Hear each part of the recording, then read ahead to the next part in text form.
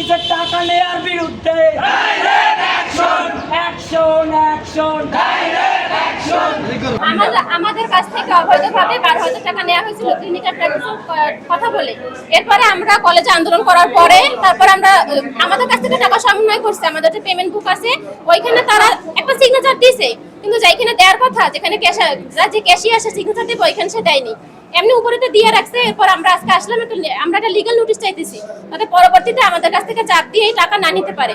কিন্তু তারা এখান থেকে নোটিশ দিতে কোনোভাবেই রাজি হচ্ছে না এবং তারা বলতেছে তাদের নোটিশের কোনো ভ্যালিডিটি নাই। কিন্তু আমাদের কথা হচ্ছে, সে একটা প্রতিষ্ঠানের প্রিন্সিপাল, তার সিগনেচার যদি কোনো ভ্যালু না থাকে তাহলে আমরা এখন কোথায় যাব? পরবর্তীতে যে আমাদের টাকা না নিবে না তার কি গ্যারান্টি তারা দিবে? আমরা এখন আশঙ্কায় আছি, আমরা একটা লিগ্যাল নোটিশ চাইতেছি।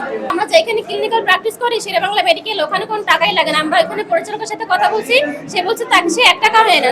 আমাদের প্রশ্ন হচ্ছে, তোর টাকাগুলো কে নিয়েছে এবং কে খাইছে এই টাকাগুলো? আমাদের প্রিন্সিপাল বাসন্তী রানী আগে ছিল, এখনো জানি, এখন পর্যন্ত আমাদের কোনো নোটিশ দেয় না যে অধ্যক্ষ চেঞ্জ হয়েছে। এখন পর্যন্ত আমরা জানি বাসন্তী রানী। এখন তারা বলতে আছে এখন, কিন্তু আমাদের কোনো নোটিশ দেয় না যে আমাদের অধ্যক্ষ চেঞ্জ হয়েছে বা কিছু। আমাদের যে গতকালকে পরশুদিন ছিল, কবে ছিল আমাদের? এর আগে যে আমাদের ছিল, আসলাম তখনও বাসন্তী রানী ছিল, কিন্তু আজকে বলতে আছে যে মমতা। এই মহিলা বারবার 10,000 টাকার কথা কয়, 12,000 টাকা নিয়ে 10,000 টাকার কথা কয়। অধ্যক্ষ হিসেবে করেছে কিনা এটা পরবর্তী মিটিং এ আবার হবে। পরবর্তী মিটিং এখন তো করে নাই। এখন ভাইস প্রিন্সিপাল পদে আছে। লোকাল না, লোকাল ভাইস প্রিন্সিপাল পদে আছে। প্রিন্সিপাল পদে আছে। লোকাল প্রিন্সিপাল অস্থায়ী প্রিন্সিপাল হিসেবে আছে। হ্যাঁ তা বাসন্তী রানী কি রিজাইন দিয়েছেন? মানে তাতে 65 বছর পর্যন্ত ডিজেনেমের নিয়ম আছে, তাহলে 65 বছর পর্যন্ত থাকতে পারবেন না। ডিজেনেমের নিয়ম না, আমি কিন্তু পূর্বেই বলছি, তোমরা কিন্তু কথাটা কানে নেও না।